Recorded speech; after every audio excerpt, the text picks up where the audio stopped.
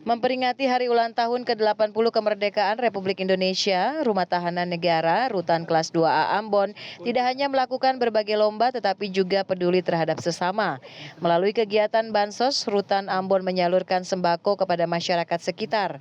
Kegiatan yang dilaksanakan pada Jumat 15 Agustus 2025 ini merupakan bagian dari semangat kemerdekaan yang tidak hanya dirayakan secara seremonial tetapi juga diwujudkan dalam bentuk kepedulian sosial.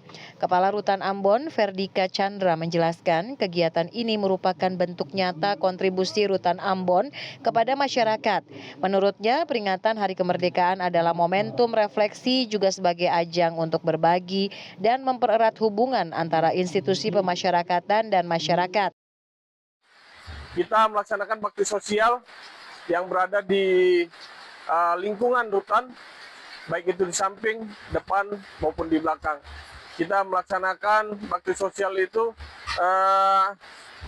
makanan pokok seperti beras, minyak, serta hasil sayuran yang kita tanam di Rutan Ambon sendiri.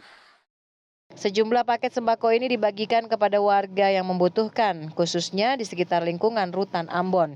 Kegiatan ini melibatkan jajaran petugas rutan juga mendapat dukungan penuh dari Paguyuban Ibu-Ibu Pemasyarakatan atau PIPAS Cabang Rutan Ambon. Para anggota PIPAS turut serta dalam proses persiapan dan pembagian bantuan sosial. Kehadiran mereka menjadi simbol solidaritas dan kepedulian keluarga besar pemasyarakatan terhadap masyarakat sekitar.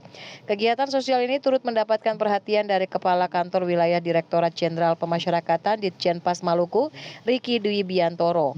Ia menyampaikan apresiasinya atas kegiatan positif yang dilaksanakan Rutan Ambon. Menurutnya, kegiatan seperti ini mencerminkan semangat humanis dalam sistem pemasyarakatan. Ia menilai peringatan Hari Kemerdekaan menjadi momentum untuk mempererat nilai kebersamaan, empati, dan kontribusi nyata kepada masyarakat.